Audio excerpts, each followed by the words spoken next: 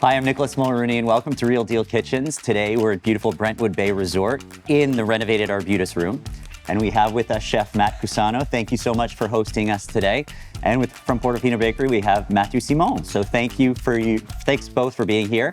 So I guess today we're gonna try some of the best burgers imaginable, a variety of them, both a veggie burger, a chicken burger, and a beef burger. And really looking forward to learning more about, Matt, your background, as well as what makes Brentwood Bay so special. So thank you very much for hosting us today. So Chef Matt, tell us, where are we today and what exactly is Brentwood Bay? So we're in our brand new Arbutus Room, Brentwood Bay Resort, and this is our sort of fine dining side of the resort. On the other side behind us, we have the pub. We really like to take care of the locals over on that side. And then this side is kind of where we have a little bit more fun. We can be a little bit more creative, smaller menu, a little bit tighter, more on the sort of fine dining side. And our sort of opportunity to give the locals a little bit more elevated dining without going into Victoria. So how would you describe this restaurant, Brentwood Bay Resort, to somebody that doesn't know it? It's just comfortable. Like the whole property is away from everywhere. It's out of the sort of hustle and bustle. It's just a comfortable place to be. You know, we've got the spa, we've got a beautiful marina. The views are incredible. Views are pretty cool. It's quiet. Yeah. So when you come here, you can expect to just be, be yourself, be comfortable, get some great food. If you're feeling casual, head over to the pub side. If you're feeling a little fancier, come grab a steak and a glass of wine or a bottle on this side. Yeah, well, we love it because we're only 5 minutes away from Portofino Bakery, so totally. it's a pretty special place to come. Yeah, for sure. And last year I came and I had easily the best grilled cheese I've ever had in my entire life. You made a French onion grilled cheese. Okay. And it was at that moment that I realized that our Portofino bread is the vehicle for what I now call it's the best grilled cheese bread. Totally. And you've had a number of different types of burgers over the years that I've personally sampled. Yeah. You've had fish burgers, you've had vegetarian burgers. You've been longtime supporters of Portofino, which is a great partnership we've had. Yeah. Can you talk a little bit about your burger game, how you guys approach burgers in the pub side? Yeah. So we have, sort of our mainstay is just our pub cheeseburger. That's the one that, pays the bills if you like. Burgers with us is great because 9 times out of 10, we use your guys' brioche bun. Yeah. I've been using that one for many years. And the way that we can utilize the pub cooks who don't necessarily get to have creative freedom like they would if they were working on this Arbutus side is the burger program. So we introduced the feature burger, so kind of just like the rotating burger. Yeah. And usually what we do is we just pick one of the team in the back and we just say, okay, next week you're on feature burger. And then it gets them excited, it gets them involved, it gets them tasting, touching, smelling. They're coming up with the concept. Totally. Of the burger. And then obviously myself and the other chefs will sort of, we do the initial taste tests and we'll talk to them about quality it. control. A little quality control. That's a fun day. And we'll do, a few versions, maybe a few too many versions, but it's a good way for us to roll through maybe product that we have on hand that, we'd like to move, or just a new product that somebody's introduced us to. It's something we think about at the bakery as well as taking these small little chances and probing tests with these types of different products. Totally. If they work, they can take off really well. Yeah. If they don't, well, at least we've learned something in the process. Yeah. And I mean, we use quite a few of your guys' products, and I think the biggest thing for me wanting to have those on the menu is just the consistency of everything. Nowadays, especially, post-pandemic, with the issues with supply chains, with the issues with, rising costs for everything, you put something on your menu one week, the next week it's not available. So, with you guys, it's been so great having you also so close, but also just having, no interruptions. When we need it, we know it's going to be there. It's close by. So you can come knock on our door. So yeah, totally. You know where we produce from. So Portofino Bakery is growing across Canada at the moment, and I've got family out in Ontario and Quebec that are getting to experience what these locals have enjoyed for so long. So, how would you describe a brioche, our brioche bun, or what differentiates us? Like, what is Portofino to somebody that doesn't know? Yeah, totally.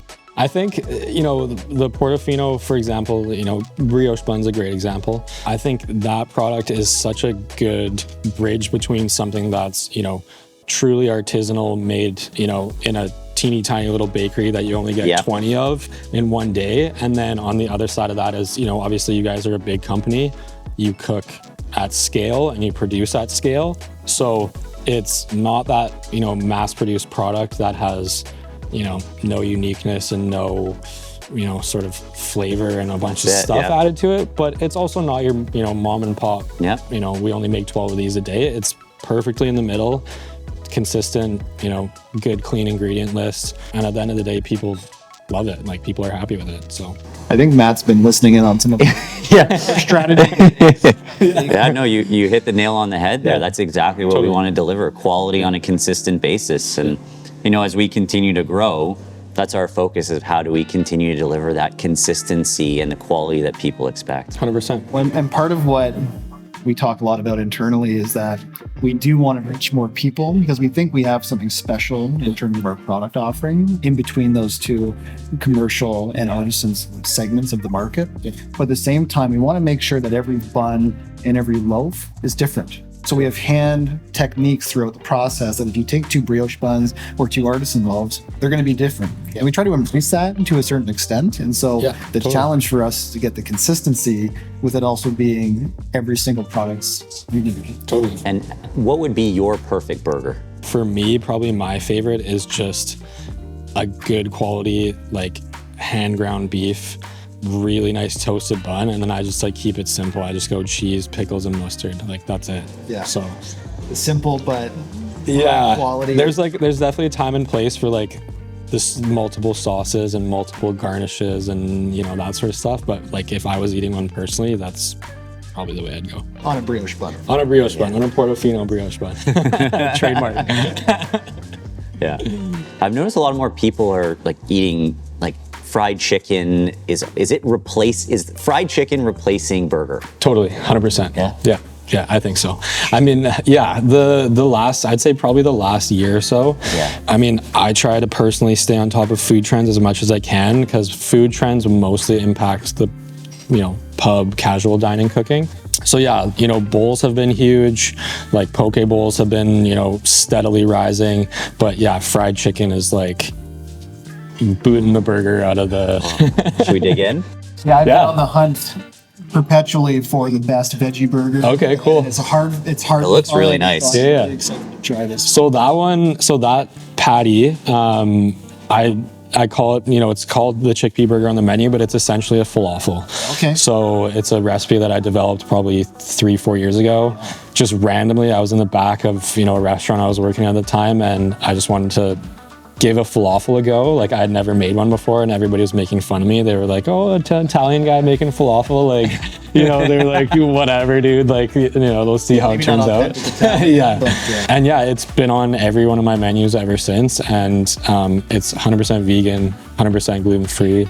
Obviously, we have some guac. Yeah, we have it on the brioche bun, which obviously isn't gluten-free. But whenever we have guests that are vegan and gluten-free, we'll just throw it on a gluten-free vegan bun. I'm gonna dig right into this. Yeah, let's do it. So this Kansas City one's brand new, a couple weeks old. I'm not even pausing. I'm just going in for a second bite. It's really good. And what am I eating here? So that's our crispy chicken burger. Okay. Full 6-ounce chicken breast, loaded up with bacon, spicy mayo, tomato, lettuce. It's kind of like a BLT, but fried. This is really good. It looks really good. I got a little something. I'm gonna save it a little later. It's a saucy one for sure. Yeah. Yeah. I'm really glad I got the tallest and sauciest one. It's really good for eating on camera. That was on purpose. Yeah, really good. Now, I don't know if you noticed this, but on our buns, we have this stamp that we do. We stamp every single brioche bun that we do. It's actually a traditional Kaiser stamp. Okay. So a lot of the brioche buns in the market don't have that kind of a shiny coated side of things. I'm not sure if it's just our watermark or trademark of Portofino, but it's something that we do just a little bit differently. Yeah, I like that. Yeah. How is it, Matt? It's terrific. It's really good. How is it, Matt? It's good. It's as good as I expected for sure. Yeah. Speaking of brioche buns, how many brioche buns do you guys think you put out per year? If you know the number or if you had a rough estimate. Individual buns. Yeah. You talking millions or where are we at? 5 million. Yeah. Individual buns. We feed a lot of mouths. That's a lot. Mostly in Western Canada, but we expand east as well. We're servicing now the prairies, Ontario and Quebec. And so we're finding ways to get our products further out because we find that there's a lot of people asking for Portofino in some of these new.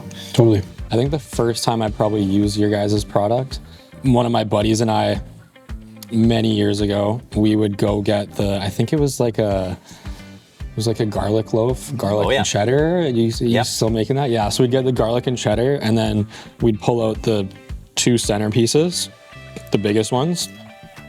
We'd toast those and then we'd cook up usually ribeyes. So we'd just cook up 2 fat ribeyes, sauteed onions, mushrooms.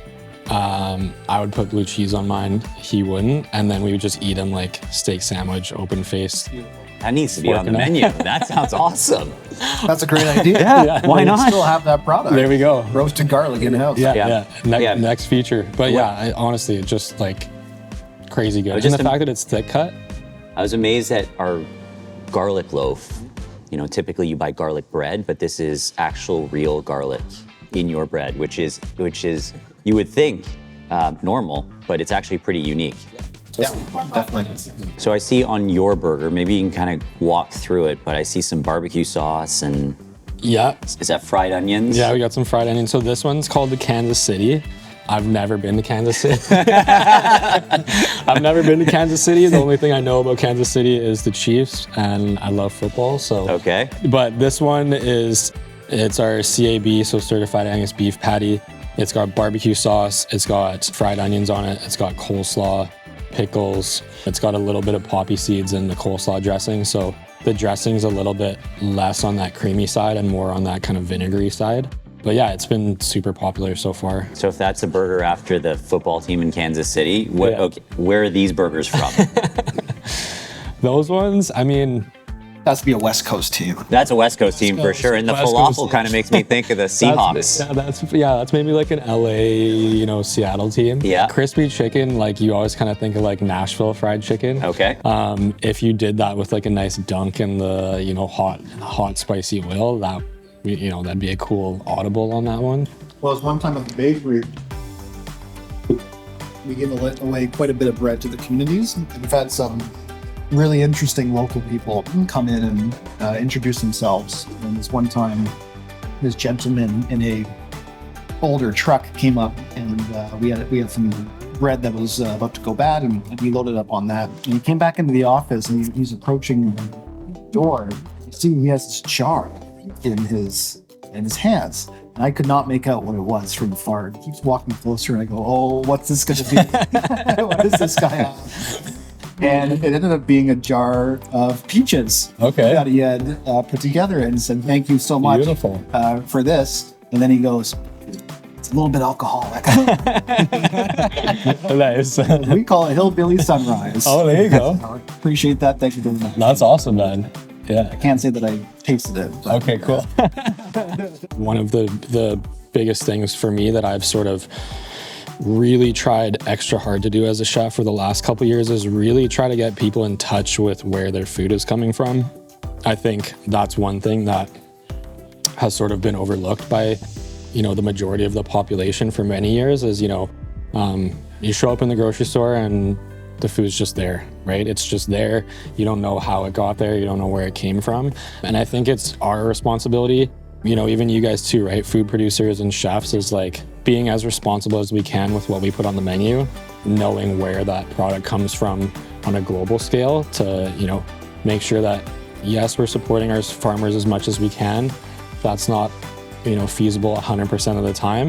So our other choices, where are those coming from and how responsible are we being? One of the things that we've recently done at the bakery at Portofino has become a B Corp certified company, and that doesn't make us the expert in sustainability and environmental side of things, but it means that we've pledged that we're going to keep improving over the years. And so we've kind of planted our flag to say, this is important, this matters. Yes, we have to do some things today, like plastic bags and some other items, but we want to work towards something better. Yeah. And so that's something that we thought was important going forward. So I saw a cool stat about your guys' flour bags. Yeah. Like you're, saving how many flour bags Over per year? 150,000 flour bags. Yeah, that's cool. Straight into the dumpster. Yeah. We invested in a system that basically has a bulk flour silo. Yeah. And so it gets pulled up to from a tanker truck, no bags involved. Yeah. And so that's how we've reduced not only the bagging side of things, but the miles on the road to deliver the flour have been drastically reduced. Absolutely. Yeah, I love that. That's cool. And it's a big silo. Yeah, I could imagine. It pulls up. And the strain on people used to flip like 20 kilo or 30 kilo bags on their shoulders. 20 kilos, and then a knife, open it, dump it. And now this system has completely changed everything. We talk a lot about trying to get rid of the worst jobs in the bakery, and so we can use those team members elsewhere as we grow. And so we've really tried to focus our investments on both the sustainability side of things, but also automating some of the practices which people just don't want to do. No one wants to stamp brioche buns, which we used to do by hand all day long. And so we are continuing to kind of take that approach. Cool. Yeah. So is the brioche bun your most popular? It's our number one product by volume, closely followed by the sourdough. Okay. In recent years, sourdough has been exploding. It's been really cool to watch. Even in new geographies, not just West Coast, the sourdough movement is now across the country. Totally. And so even as we entered the prairies and entered Ontario, sourdough has quickly become the number one and number two product. That's awesome. Yeah. What would you say is like your guys' personal favorite product that you have? I'll let you go first. So every week I try and get a sourdough loaf, but I really like that garlic. That garlic is special. The garlic and is I just special. think I keep going back to it being the best grilled cheese bread. Totally. Like you just throw some cheese on that garlic and it's a unique and different experience. I love that. Cool. Yeah, I would agree, but I also just like the simple peasant loaf. Mm-hmm. It's a white artisan loaf, but it's done really well. It's kind of like a simple burger. So if you could create a quirky and unique menu item, maybe not just for us, but for Portofino Bakery, right? It be the Portofino Bakery item, what would it be? I mean, I've been staring at your guys' sweatshirts all afternoon, so I would probably call it like the real deal grilled cheese. Yeah. And we could do like a triple decker with, a slice in the middle, maybe like drenched in butter or something like that, and just deck it out in, all the cheeses that you could imagine. That's pretty good. I've never had a triple decker grilled cheese before. That's pretty good. Well, we've been doing on our canapé menu, actually, we have little bite-sized grilled cheeses that we use your guys' sourdough loaf for. Oh, interesting. So we'll take the, the squares, and then we'll just cut the crusts off. Yep. And then they cut perfectly into 4, and you get kind of little, almost like rectangle squares. Soak both sides in butter, like soaked like a lot of butter on there, not just brushed on top. And then we just pack it full of cheese, and honestly, it's been brilliant. Like people love them. We make like a really sticky sweet tomato jam, and we just put a little quenelle of that on top. So you kind of get like almost a grilled cheese and tomato soup vibe, but it's like a little bit more sweet and sour. And so Chef Matt, if you could challenge any celebrity chef to a cook-off, who would it be and what dish would you make? I think, in my opinion, like the pinnacle of, celebrity chefs who I think has really good restaurants would probably be like Wolfgang Puck.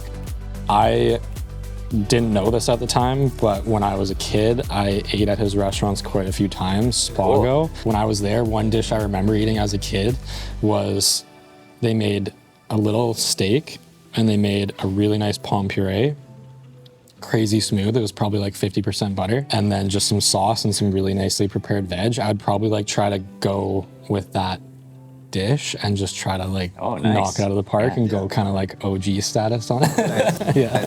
Take a page out of his book. Take a page out of his book and maybe see if I can beat him at his own game. I would probably lose for sure, but He would respect it. He'd respect it. I think he would respect it, yeah. Yeah.